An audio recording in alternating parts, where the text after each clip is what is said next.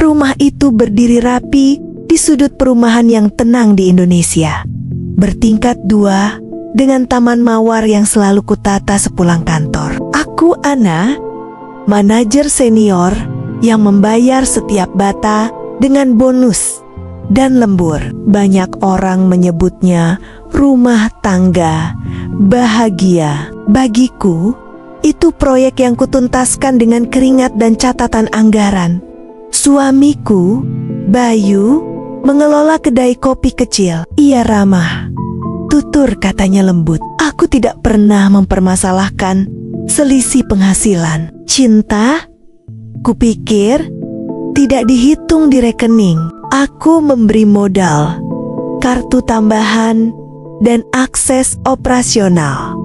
Fondasinya satu kata, percaya. Beberapa bulan terakhir, ada getaran aneh di rumah kami. Bukan gempa, melainkan suara berbisik di balkon ketika malam turun. Telepon yang diangkat sambil berjalan menjauh, tawa yang dikecilkan, alasan pertemuan dengan pemasok yang tidak pernah ku kenal. Aku menepis curiga, seperti menepis debu di meja makan. Sibuk adalah dalih yang nyaman, dan kesibukanku selalu datang tepat waktu. Di kalender, target menumpuk seperti piring di rak dapur. Di kepala, rencana masa depan tetap tampak rapi. Malam itu, aku pulang lebih larut. Lampu ruang tengah redup, televisi menyala tanpa suara, dan Bayu tertidur di sofa. Ponselnya tergeletak di dada. Layarnya berpendar seperti kunang-kunang. Saat hendak menarik selimut, sebuah notifikasi melintas. Riana diikuti emoji hati merah. Nama itu memantul di kepalaku. Siapa Riana? Bukan pemasok, bukan kolega yang pernah ia sebut. Jantungku menegang, tetapi wajahku tetap datar. Aku mematikan televisi, menutup pintu kamar, dan berbaring tanpa tidur. Pagi hari, akal sehat mengambil alih. Aplikasi perbankan kubuka. Mutasi rekening gabungan memanjang, seperti daftar belanja yang tidak pernah kubuat. Kafe mahal, butik wanita, toko perhiasan. Lalu kutengok rekening darurat pribadiku. Angkanya menyusut seperti pasir di sela jari. Puluhan lalu ratusan juta rupiah lenyap melalui penarikan tunai di ATM yang lokasinya tidak kukenal. Aku menggulung cemas menjadi catatan. Tanggal, tempat, jumlah, pola. Untuk pertama kalinya, rumah yang kubangun terdengar berderit. Dari luar, Bayu masih sama. Sarapan roti bakar, ciuman ringan di kening, dan pesan singkat bertuliskan sayang. Tapi di balik layar, aliran uang terus bergerak seperti sungai gelap di bawah tanah. Aku mencatat setiap transaksi dengan tenang. Restoran yang tidak pernah kami datangi bersama, hotel butik yang tidak pernah kucatat di liburan kami, klinik kecantikan di Seoul yang tiba-tiba muncul dalam catatan mutasi kartu kredit. Nilainya bukan recehan, puluhan juta mengalir dalam satu kali gesek. Malamnya, aku memutuskan untuk berhenti menebak. Laptop kubuka, folder-folder keuangan kubongkar seperti lembar puzzle yang harus dirangkai. Password akun Bayu kudapat dari kombinasi lama yang kami buat bersama saat kami masih saling percaya. Di inbox emailnya, kutemukan bukti yang lebih telanjang daripada pengakuan. Invoice dari klinik bedah plastik terkenal di Korea. Nama pasien Riana, nama penanggung biaya Bayu, tanggal keberangkatan 2 minggu lagi. Total biaya lebih dari separuh tabungan kami. Tanganku dingin. Aku tidak menangis, tidak juga berteriak. Aku hanya menatap layar hingga huruf-huruf di invoice seperti melayang. Semua rapi seperti perencanaan liburan. Tiket pesawat kelas bisnis, hotel di Gangnam, jadwal konsultasi operasi, semuanya dibayar dengan keringat. Malam itu, Aku duduk di ruang makan yang lengang. Di dinding masih tergantung foto pernikahan kami. Aku yang tertawa lebar, Bayu yang merangkul. Sekarang aku melihat sesuatu yang dulu tidak ada. Tatapan Bayu yang sedikit miring, senyum yang tak sepenuhnya tulus. Aku mengulang kalimat dalam hati seperti mantra. Ini bukan sekadar perselingkuhan. Ini perampokan. Ponselku bergetar. Bayu mengirim pesan. Sayang, jangan lupa makan malam ya. Aku meeting sama vendor.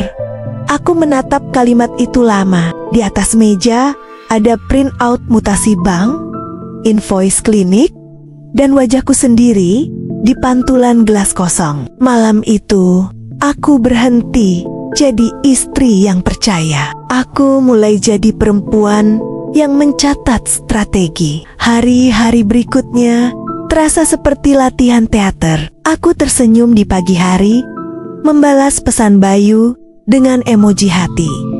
Bahkan menyiapkan makan malam seperti biasa. Tapi di balik apron dapur, pikiranku bekerja seperti mesin dingin.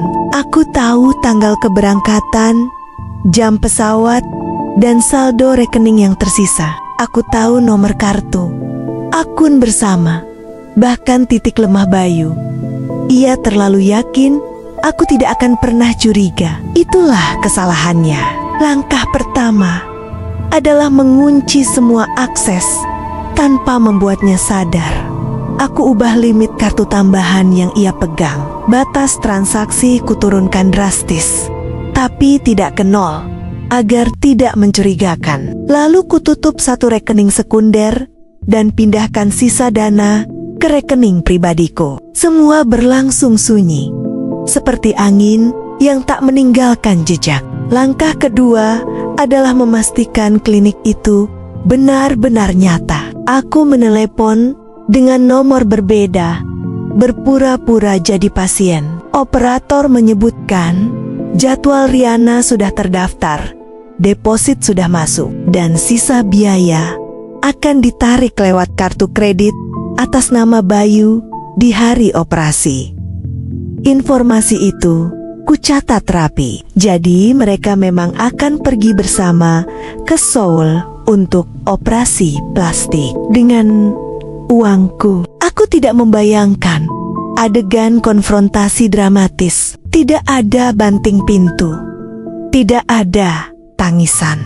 Aku ingin sesuatu yang lebih telak dari sekadar makian. Aku ingin mereka sadar bahwa kehidupan manis yang mereka rancang akan runtuh tepat di puncaknya. Malam itu, aku duduk di balkon. Udara Depok lembab dan pekat. Aku menatap ke langit dan membayangkan mereka duduk di pesawat, mengira semuanya aman. Bayu pasti percaya aku terlalu sibuk untuk memperhatikan. Riana mungkin sudah membayangkan wajah barunya di depan cermin klinik Korea.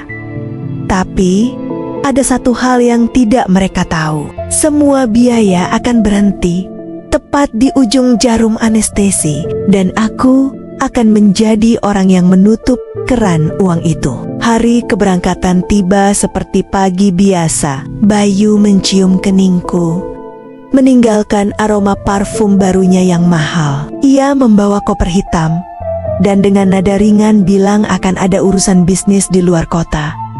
Aku mengangguk pelan, pura-pura percaya. Begitu pintu tertutup, aku membuka laptop dan memastikan semua rencana berjalan sesuai catatan.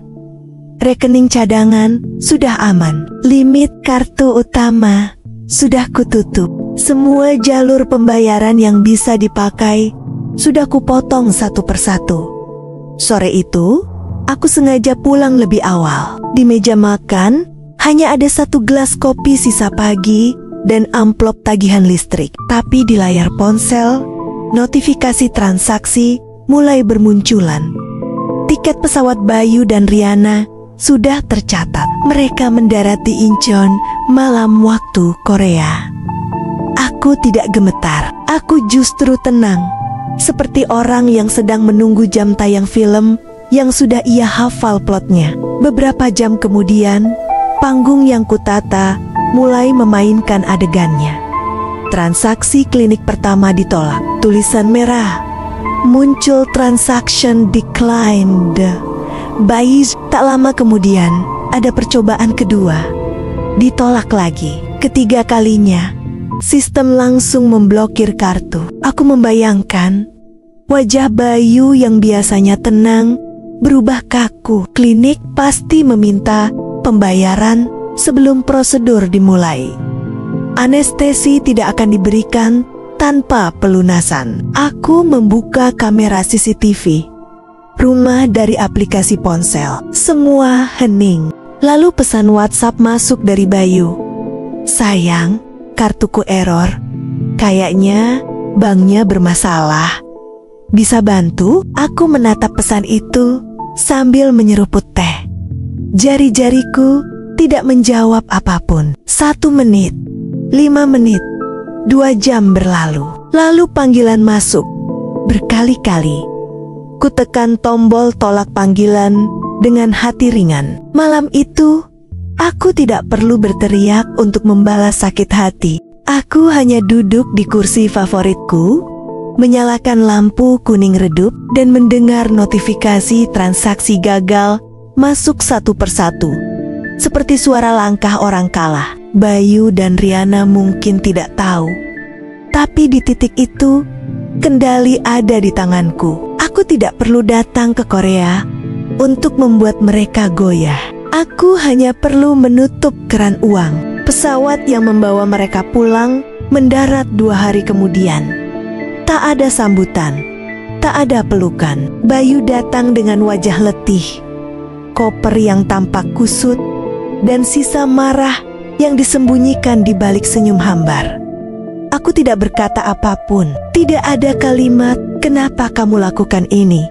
atau "Siapa dia?" Semua jawaban sudah ada di print out mutasi, invoice klinik, dan rekaman notifikasi gagal bayar yang kusimpan rapi. Aku tidak butuh pengakuan.